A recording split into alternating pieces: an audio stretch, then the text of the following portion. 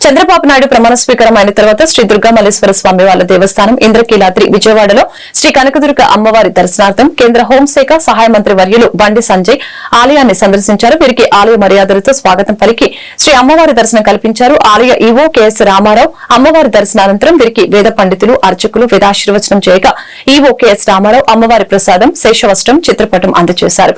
కార్యక్రమంలో ఆలయ అధికారులు సిబ్బంది తదితరులు పాల్గొన్నారు.